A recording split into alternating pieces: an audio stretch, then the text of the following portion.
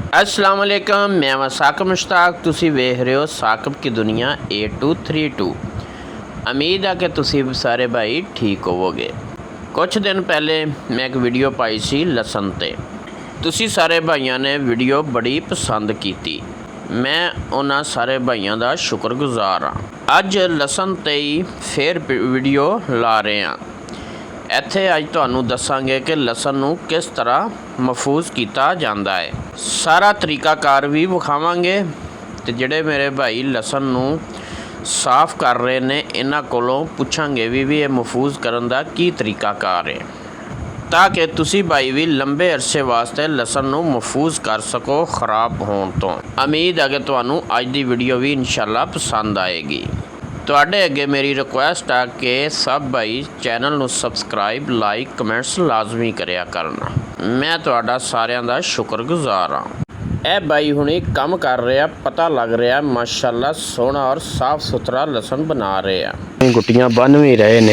अस्सलाम वालेकुम। वालेकुम सलाम भाई साहब, क्या हाल है जी? अल्हम्दुलिल्लाह जी, खैरियत, ठीक ठाक। अच्छा भाई, तुहाडी उदन वीडियो पाई सी माशाल्लाह लोगों ने बड़ी पसंद की है, तो इस वास्ते अज अगला स्टैप यानी कि लसन नूं महफूज किस तरह किया जाता उस सिलसिले तुहाडे कोल हाज़र होए हैं, तो सानू थोड़ा जिहा टाइम दो, मेहरबानी तुहाडी। अच्छा भाई दसो हुण ए की तरीकाकार है? उदन ते तुसीं आया जेहड़े असीं नहीं लाए, अज क्यों ये ला रहे हो? भाईजान ये हुण गया वा, सुक गया वा, ते हुण इहदी भूख असीं कट रहे हैं। अच्छा, ते इहदी भूख असीं कट देवांगे ते बाद दे विच इहदियां फिर दोबारा गुटियां बनी गईयां। अच्छा, गुटियां बणीजण तो बाद फिर जिवें आ पालियां सिर जोड़िया, इहनूं पालियां सिर जोड़ देवांगे।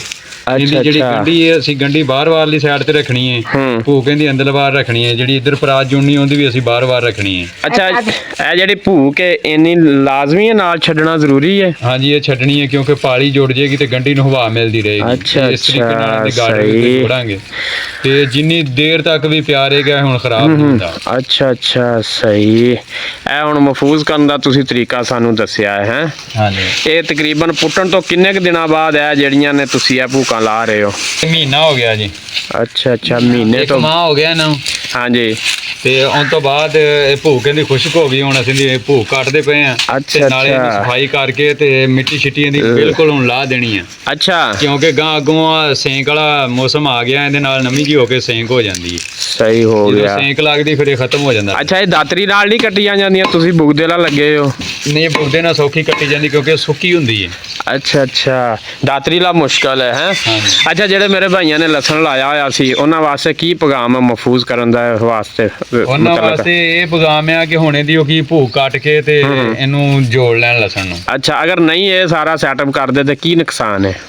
ਫਿਰ ਇਹ ਆ ਜੀ, ਇਹਦੇ ਵਿੱਚ ਦੋ ਗੱਲਾਂ ਹੁੰਦੀਆਂ। ਇਹਨੂੰ ਸੇਂਕ ਪਏਗੀ, ਸੇਂਕ ਪੈਣ ਤੋਂ ਬਾਅਦ ਇਹ ਲਸਣ ਖਤਮ ਹੋ ਜਾਏਗਾ। ਅੱਛਾ, ਕਈ ਗੰਢੀ ਉਹਨੂੰ ਵਿੱਚੋਂ ਇਦਾਂ ਕਰਕੇ ਸੇਂਕ ਪਈ ਹੋਈ ਤੇ ਸੇਂਕ ਖਾਈ ਜਾਣ ਡਈ, ਉਹ ਵੱਜ ਜਾਏਗਾ ਕੰਮ ਫਿਰ। ਹੈ ਹਾਂਜੀ, ਹੁਣ ਇਹਨੂੰ ਕੀ ਅਸੀਂ ਜੋੜ ਕੇ ਤੇ ਇਹਨੂੰ ਮਾੜੀ ਦਵਾਈ ਮਾਰ ਦਾਂਗੇ ਉਸ ਤੋਂ ਬਾਅਦ ਇਹ।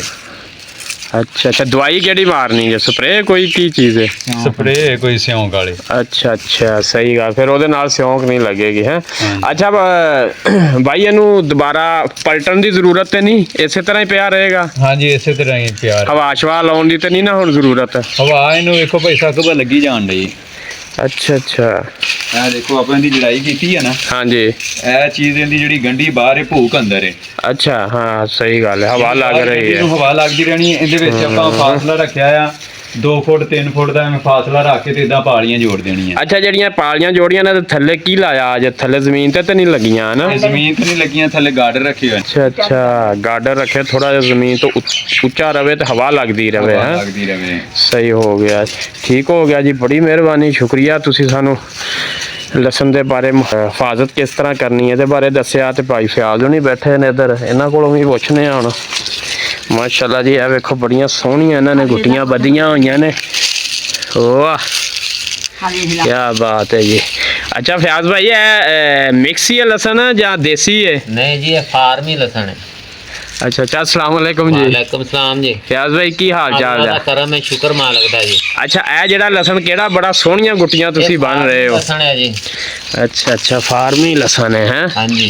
देसी किथे जे? देसी इधर लहदा पिया होया। अच्छा अच्छा, सही हो गया। बनागे ਅੱਛਾ ਤੁਹਾਡਾ ਕੀ ਕੰਮ ਹੈ ਹੁਣ, ਤੁਸੀਂ ਕੀ ਕਰ ਰਹੇ ਆ? ਅਸੀਂ ਇਹਨਾਂ ਨੂੰ ਮਿੱਟੀ ਸਾਫ਼ ਕਰ ਰਹੇ ਹਾਂ ਤਾਂ ਕਿ ਖਰਾਬ ਨਾ ਹੋਵੇ, ਹਵਾ ਸ਼ਵਾ ਲੱਗਦੀ ਰਹੇ। ਅੱਛਾ ਮਿੱਟੀ ਸਾਫ਼ ਕਰਨਾ ਵੀ ਜ਼ਰੂਰੀ ਹੈ? ਮਿੱਟੀ ਸਾਫ਼ ਕਰਨਾ ਜ਼ਰੂਰੀ ਹੈ। ਅਗਰ ਮਿੱਟੀ ਸਾਫ਼ ਨਾ ਕਰਾਂਗੇ ਸਿਉਂਖ ਲੱਗੇਗੀ, ਵਿੱਚੋਂ ਤੁਰੀ ਖਤਮ ਹੋ ਜਾਏਗੀ, ਕੱਲਾ ਛਿਲਕਾ ਰਹਿ ਜਾਏਗਾ। ਅੱਛਾ ਅਗਰ ਇਹਨਾਂ ਨੇ ਫੌਰੀ ਸੇਲ ਕਰਨਾ ਹੁੰਦਾ ਫਿਰ ਵੀ ਆ ਸਾਰਾ ਕੁਝ ਕਰਨਾ ਪੈਂਦਾ ਜਾਂ ਨਹੀਂ? ਫੇਰ ਨਹੀਂ, ਫੇਰ ਬਸ ਪੁੱਟੋ ਤੇ ਗਿੱਲਾ ਗਿੱਲਾ ਵਜ਼ਨ ਦੇ ਦਿਓ, ਵਜ਼ਨ ਦੇ ਹਿਸਾਬ ਨਾਲ ਵਿਕ ਜਾਂਦਾ ਹੁੰਦਾ। ਅੱਛਾ ਅੱਛਾ ਹਾਂਜੀ। ਸਹੀ ਹੋ ਗਿਆ। ਅੱਛਾ ਫਿਆਜ਼ ਭਾਈ ਇੱਥੇ ਤੇ ਬੜੀ ਮਿਹਨਤ ਕਰਨੀ ਪੈਣੀ ਹੈ ਕਿ ਗੰਡੀ ਨੂੰ ਸਾਫ਼ ਕਰਕੇ ਤੇ ਲਹਿਦਾ ਕਰਨਾ, ਇਹ ਤੇ ਕਾਫੀ ਦਿਨ ਲੱਗ ਜਾਣਗੇ ਤੁਹਾਡੇ 2-3 ਬੰਦਿਆਂ ਦੇ। ਮਿਹਨਤ ਕਰਾਂਗੇ ਤੇ ਕੋਈ ਫਲ ਪਾਵਾਂਗੇ। ਇਹ ਗੱਲ ਉਹ ਤਾਂ ਤੁਹਾਡੀ ਬਗੈਰ ਸਹੀ ਗੱਲ ਫਲ ਤੇ ਹੈ। ਨਹੀਂ ਮਿਲਦਾ ਹੁੰਦਾ। ਅੱਜ ਮਿਹਨਤ ਕਰਾਂਗੇ ਕੱਲ ਨੂੰ ਕੋਈ ਨਾ ਕੋਈ ਫਲ ਸਾਨੂੰ ਮਿਲੇਗਾ।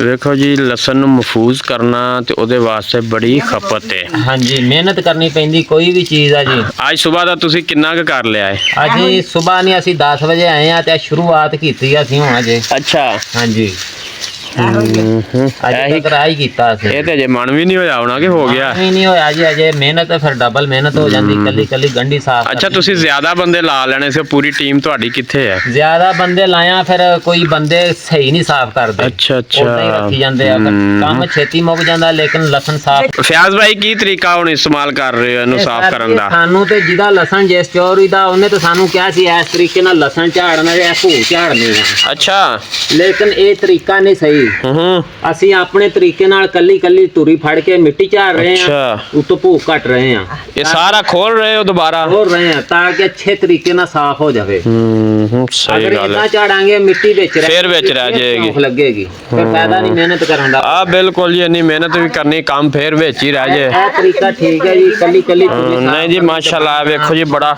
ਖੂਬਸੂਰਤ ਇਹਨਾਂ ਨੇ ਸਫਾਈ ਬਹੁਤ ਅੱਛੇ ਤਰੀਕੇ ਨਾਲ ਕੀਤੀ ਹੈ।